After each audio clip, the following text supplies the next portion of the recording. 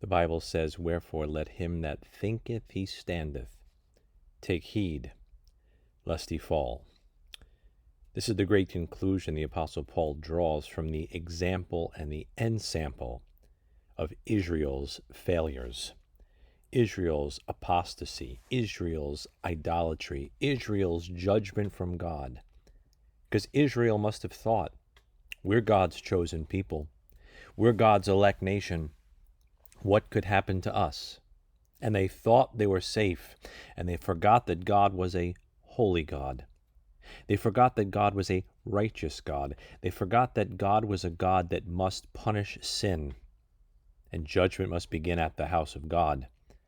And the Apostle Paul lays out the great punishment and judgment they faced and their idolatry and their failures, and the conclusion he gives us is, because of that, wherefore, let him that thinketh he standeth take heed lest he fall.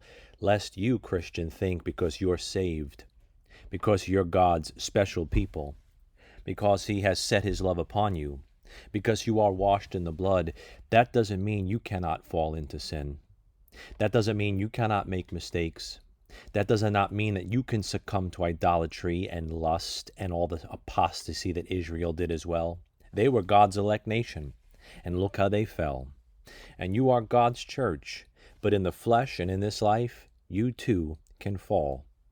So as you step out of your house, you may think something looks safe, but if it's an icy patch, you may fall because you aren't aware of your footing. The Bible says, take heed lest you fall. Watch where you're walking. Watch where you're thinking, because no one is exempt from the awful ramifications of sin.